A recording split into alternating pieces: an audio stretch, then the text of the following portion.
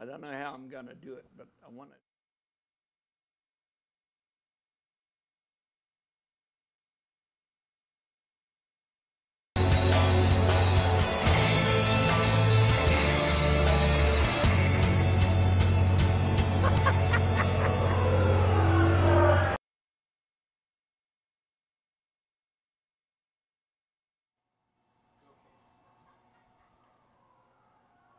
Louder.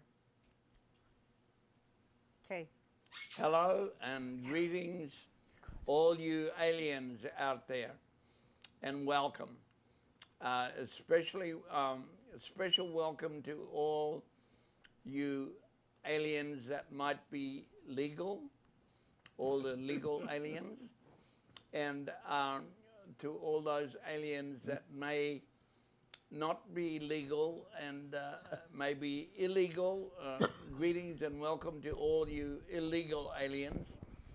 And a special welcome and greetings to all you aliens out there that might be extraterrestrial. And if you're extraterrestrial, greetings and welcome to Aliens Are Us, coming to you here from the Flying Saucer at 441 Nevada Way in Boulder City, Nevada 89005. If you think I have a accent, I won't say a funny accent, but an accent that might be a little different from what you're used to hearing, it's probably because I'm Polynesian native of New Zealand, of a race called Maoris. It's M-O-R-I apostrophe S, Maoris. And my given name is Kae, Kawana Pai Pai, Whatarangi Ropoama, Pohe. But you can call me Kae. In fact, you can call me Kosmic Kae. And today our podcast is coming to you on the date of November the 13th. And again, as I say, we're coming to you live, podcasting live and live on YouTube at the same time. We're coming to you from the Flying Aliens Are Us at the Flying Saucer, again at 441 Nevada Way, Boulder City, Nevada 89005, phone 702-293-1823. Now, today I have two guests, but the first one I want to introduce is Sandy Nelson. Both these guests have been on before, and then I'll follow that up by talking to Angela Smith, who is here as well. But first, greetings and welcome, Sandy. Hi, Capo. Hi, Sandy.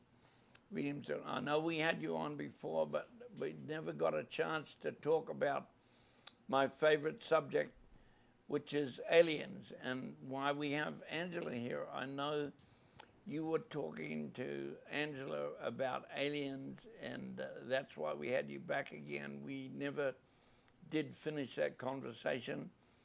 So we're going to finish it now. So I'm going to introduce you and tell us what your feelings are about it, and then we'll cut into Angela. Okay? Mm-hmm. Well, my started with an interest in astronomy, which actually started maybe when I was 11 years old. My parents got me an encyclopedia with photos in it, and it had a photo of a mountain range on the moon. Wow. And it was raining outside. I looked at that for an hour. It was just not a very good picture, of course, taken with Mount Wilson, I guess. But I looked at that for an hour, never dreaming that someday we'd have, what do you call them, walking around the moon, you know, the rovers. Rovers, yeah. And then the beautiful pictures of Mars and other planet-sized moons. It's just a little better than 1949 photo in the encyclopedia. but I, of course, got interested in ETs, of course, along the way. And that came along later, did it? Yeah. Like the ETs. And is that how you got involved with Angela, talking about Oh, yeah. ETs? Yeah, well, I think I started to mention this last time I was on, but it's kind of funny. Yeah. Kyle Widener. Whitener, yeah, Yeah. introduced me to Angela at her doorstep, and I was a little bashful. So I said, yes. A long time ago, people would thought aliens were cute little green men with pointed ears that would say, take us to your leader. But it's not quite that way now. You know, it's kind of scary what's going on. Yeah, actually, I know I mentioned this before, but the doorbell rang at my house, and I came out to answer the door, and I couldn't understand the person that was standing there, and I said, "Here, let me take your hand," and then when I grabbed his hand or its hand or whatever it was, it only had 3 fingers, and I managed to hear the conversation. It said, "Take me to your leader." So I took him in and introduced him to my wife. That was supposed to be a joke, but that's okay. So, okay, let's get on to Angela then. Angela, what are you...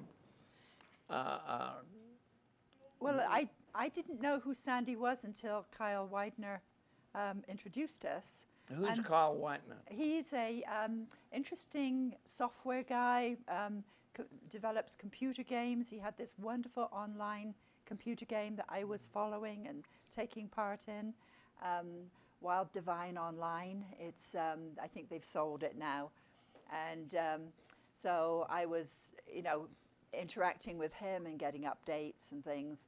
And then I met Sandy, and then I started telling people that I had met Sandy, and they said, "Oh, the drummer, the famous drummer." So I was like, "Wow, Famous with drummers. I met a famous drummer." So then every time I gave Sandy a copy of Voices from the Cosmos, which I wrote with Scott Jones. I think we carry your book here Yeah, in the store. you do. Yes.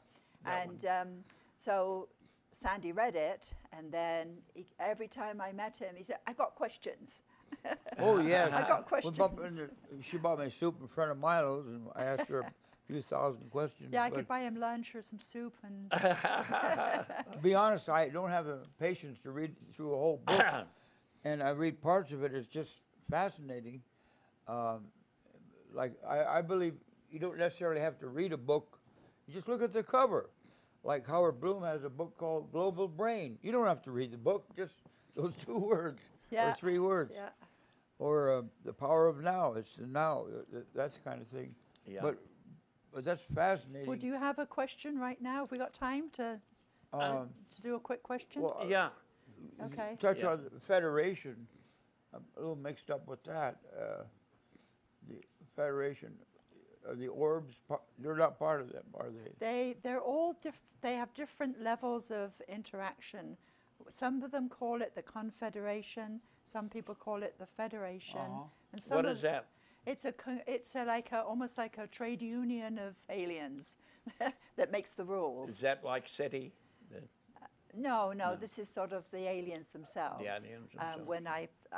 And I'll give a tiny little bit of background. I got asked to do some projects in remote viewing, because I'm a remote viewer, and asked to do some projects and go and find a way to interview some of the alien races.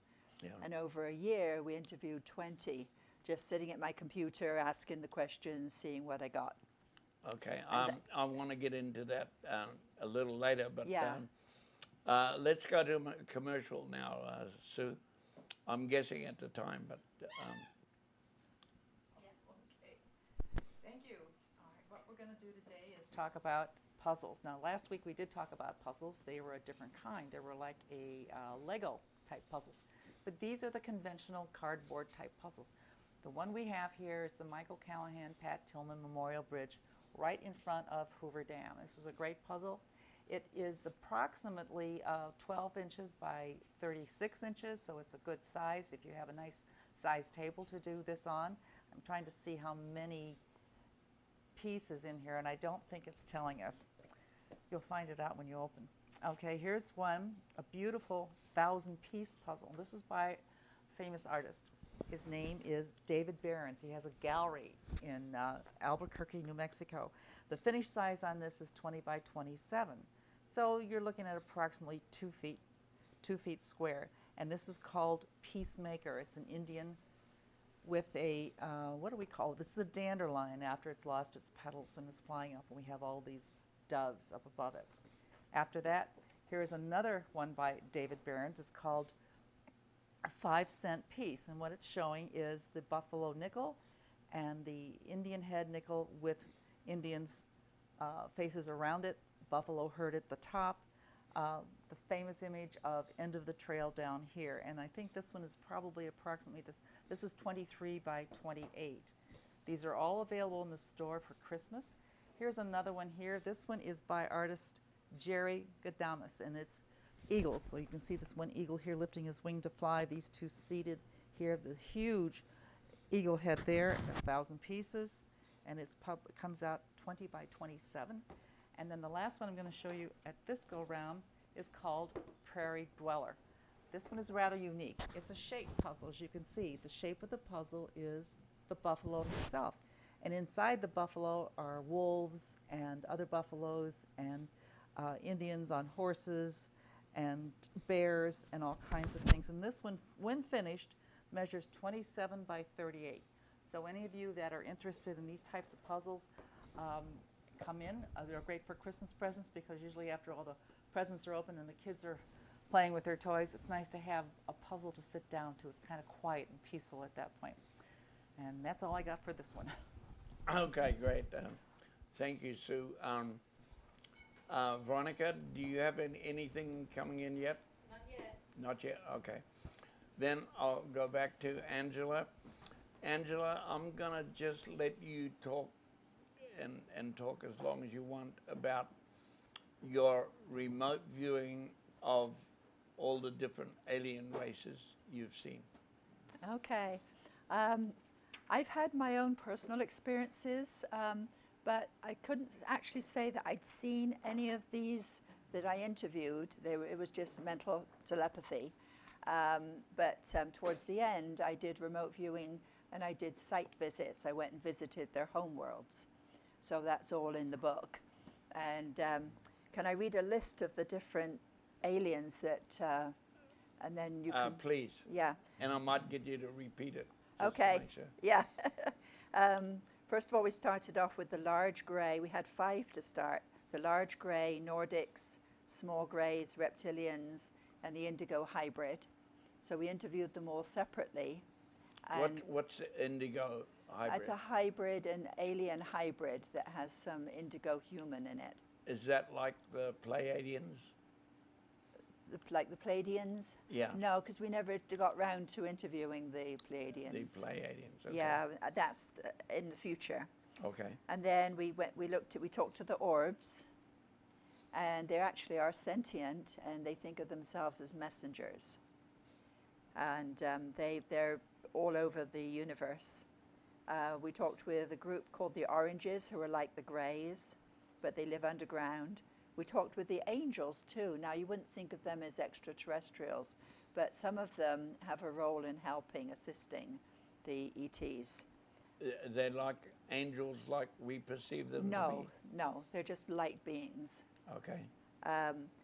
But then we talked to another group that was also called the light beings, and then the dark ones who were really nasty. They attach themselves to people. And they think of themselves as extraterrestrial, which is why I interviewed them.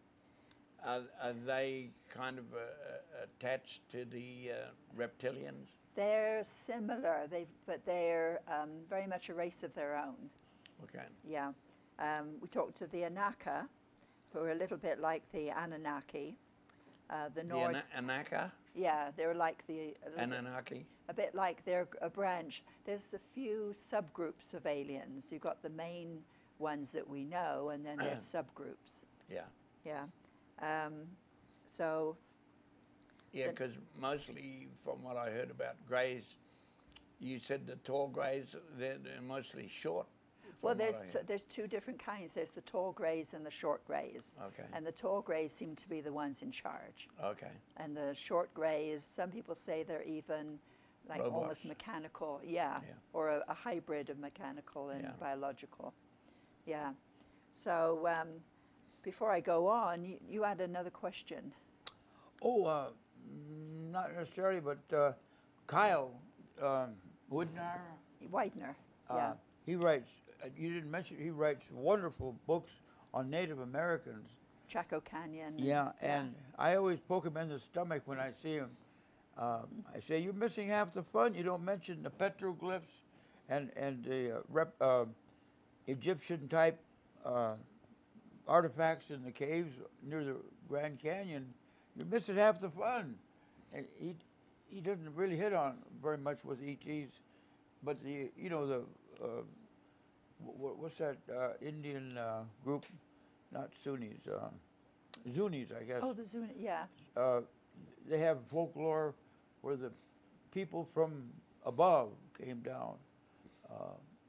The Space Brothers. Uh-huh. Yeah. Yeah. There's, I think every Every Indian tribe seems to have Yeah. a connection the with history. Yeah. And with the spiritual side of the stars, I guess. The Yeah. elders say that they don't want them to tell white men these tales or hand-me-down stories.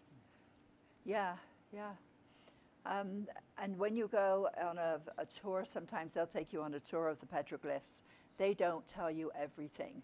Because I did one up in Utah, and the guy that was giving the tour said, you're only getting half the story. Because there's so much more. I wish one day they would perhaps write about it. Yeah. But going back to the Confederation, the aliens themselves, some of them belong to groups where they have rules about what they can and cannot do, and others that don't have any rules. Okay. Now, can you elaborate more on the different kinds that you've kind of met through your computer, or Yeah. you've interviewed, or did you interview any of them? Well, the reptilians, they didn't want to be interviewed, the reptilians. But I decided they were going to be, I was asked to interview them by the guy that had asked me. And so what I got from them was, and I don't think they tell the truth, they told me that they pilot the ships. They're the star map, the keepers of the star maps. And I asked them in The secrets of the what? the star maps. What's that? Well, the maps of where they go in amongst the Okay. stars, yeah. And they said, I asked them, I said, what do you do if you encounter, this is one of the questions I asked, what do you do if you meet a human on board a craft? And their answer was, we make a loud noise at them. So I said, what if the loud noise doesn't move them? They said, we push them, which gave me the chills, because they were not really a nice group to interview. Okay. What? I believe they're tall, aren't they? 6 foot tall. They're and- tall and they're big, yeah. Yeah, and some of them are green and white. Supposedly the elite ones are white, and they have kind of horns on the top of their head. Yeah, I didn't visualize them. Okay, I only was getting you only information. interviewed. Okay. And as if I was a reporter, this is the role I took, an objective reporter, sitting at my computer, answering the questions, and with remote viewing, just writing down what I perceived. And sometimes I had to ask clarifying questions, because some of the stuff that came in, I didn't understand. So I said, what do you mean by that? So they kind of dumbed it down for me. Okay. I don't know how we're running for time, but I'm going to cut to another commercial. 20 minutes. 20 minutes, okay. Or 10 minutes, I'm sorry. 10 minutes? Yes. Okay. Yeah. So I'm going to cut to another commercial, Sue. Okay. Okay, I'm still with puzzles. These are a very unique type of puzzle in that the puzzle is the shape of the animal's head. This one is called I Am Wolf. I don't know if Rick was able to pick it up before when he was looking at our two guests and Kay, but in the background there you may have seen some heads, animal heads hanging down. That's the size of the actual puzzle. There are all kinds of fun facts in here, and there's one on the back here. It says that the wolf's sense of smell is 100 times greater than that of a human being. Then we have another one called I Am Eagle. And I didn't know, but the female eagle is 25% larger than the male eagle. More fun facts that will be included with this. And they mate for life. So here you can see the eagles, how it looks like when it's completed. Then we have I Am Owl. And owls do not move their eyes. They only move their heads around. But this is I Am Owl. And just to give you a size, look, this is 30 by 25 and a half approximately. Then we have another buffalo, I Am Bison. Bison calves weigh about 35 pounds at birth. And there's the picture on the back side showing you the full head. And the last one I'm showing here is called I Am Longhorn. And you can see here it's the entire head of the longhorn steer and these huge long horns. So with horns and all, he measures 41 by 29 inches. Another great Christmas gift, another fun thing to do after presents are opened. I hope you come in and try them out. They're great puzzles. Okay. Then let's. Did you get anything in yet, Veronica? No, we're running on YouTube, which is a little different. I can't be on both, so, On both, yeah. and we haven't had anything come in yet. She said you can't run on both. Oh, you can't run on I both. can't. Yeah. So you, what do you want to look at? Facebook first or YouTube? Just keep going. We'll get all the messages afterwards. Okay. Yeah. I was wondering if you're aware of some documentary with NASA engineers and some astronauts talking about seeing obelisks on the other side of the moon, like in Egypt, but nothing, of course, in the mainstream would be about that.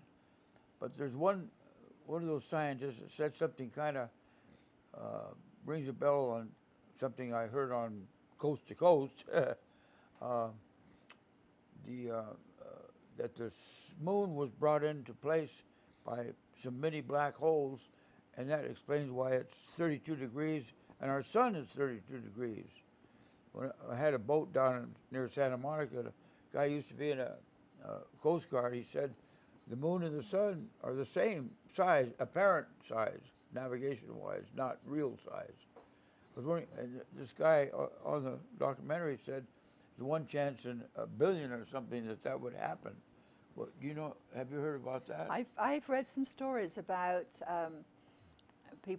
stories that they found non-natural, as they call them, non-natural artifacts on the moon. So which means they were made by somebody. I've also had remote viewers who've gone and looked and found all sorts of strange things like arches and towers and walkways between mountains, which you wouldn't find occurring naturally. Well, you've heard of Ingo Swann. He was the originator of remote viewing.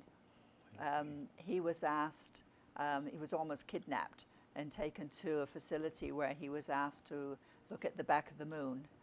Oh. And he's written about it in a book. He's passed on now, but he wrote about it in, I'd have to remember the name of the book. But he saw a lot of stuff there and humanoid type people there. So it was very interesting that, and he was kind of set up to do that. And said, when he was doing the project, he said to the people there, he said, I think I'm on the wrong place because I'm seeing, it looks like the moon and it looks like people there and it looks like buildings. And they said, no, carry on. Yeah, well, I think a couple of the astronauts that were there you know, they mentioned that they saw something that was, they said, not what you would normally see on the moon. I know they planted a Yeah. flag there, but there are stories from, I think, Neil Armstrong and one of the other astronauts. I can't remember his name. Yeah. He's been on Coast to Coast a lot, and they said they saw I've heard one of the stories. reports, a giant flying saucer there. Yeah, I've heard lots of stories. Yeah, and other things like that you wouldn't normally suspect on there, but of course they weren't reported in the reports that went out to the general public. It's like everything else. The government keeps everything hidden from us until they decide when they want to release it, and so that's a report that you never hear about. But anyway, can you just continue and maybe wrap up your section of Sure. all the yeah. aliens that you've seen? Okay, I'll go through quickly. And having talked to these guys in these interviews with the Lyrians, the Duvel, the Syrians, Aldebarans, the Anunnaki, after talking to these guys and hearing what they had to say, I'm not surprised when people say they see UFOs or there's artifacts on the moon and there's life on Mars, etc. I go, well, why not? We live in this huge universe, and it would be arrogant of us to say we're the only intelligent species. So why not? Why not have others? Can I cut in for just a moment? There was something on a show I was watching the other evening, and it said that they have discovered planets the size of the Earth in other solar systems. Right. So there's these other solar systems with Yeah. planets like ours that could support life. I mean, that's not.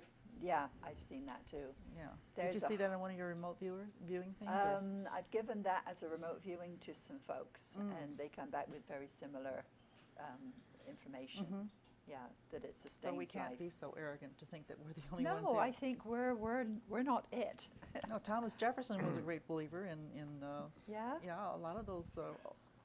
And Earlier. there was another question I wanted to ask you too, Angela. Did you have anything to do with George Knapp's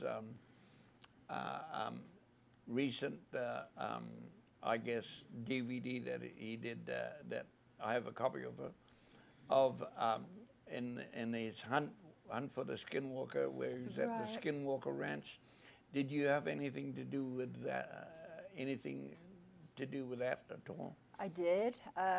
Our group was asked by George Knapp to do some remote viewing of the ranch, and found a lot of very interesting information that was put into the book Hunt for the Skinwalker, and that there's underground stuff happening and has been happening for many years, as well as all the anomalous stuff that happens above ground. And I've also given that to other remote viewers. They've come back with similar information.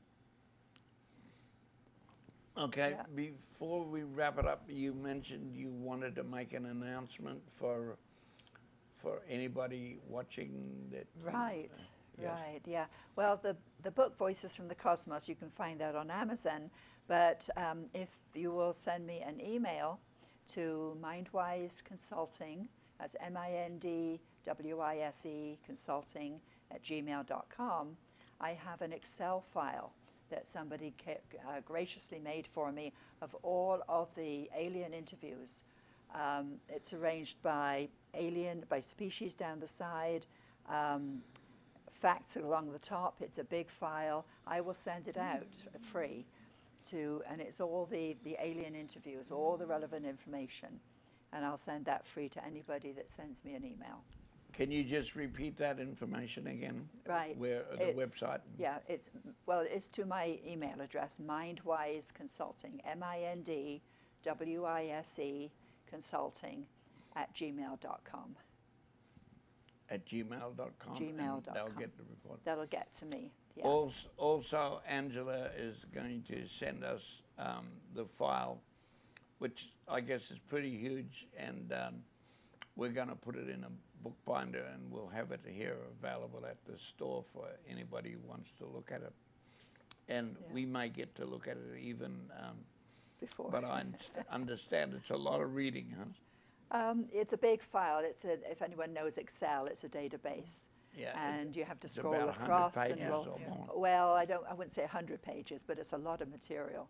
So it's a lot of reading. But it has it all the information there in the file. Okay, great.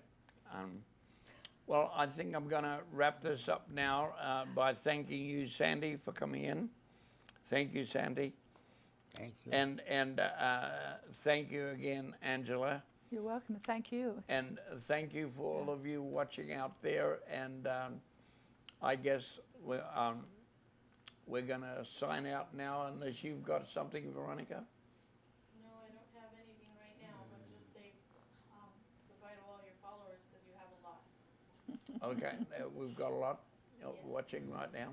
Yeah. Okay, and for all you followers who have been watching the program, we say thank you to you, and this is Cosmic Kae saying kia ora, nanu nanu,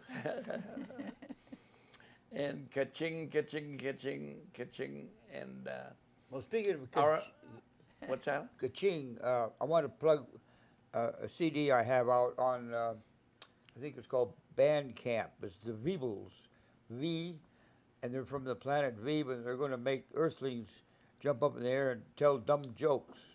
Oh, I'd like to get that one. I want a copy. It's called Zivu. Veebles, How do you spell it? V-E-E-B-L-E. Zeeble. V, yeah, is it victory? Veeble. Veeble. Did it in my motorhome. Okay. Okay. Great. Then again, this is Cosmic Kae saying kia ora and God bless all of you out there, and God bless the USA.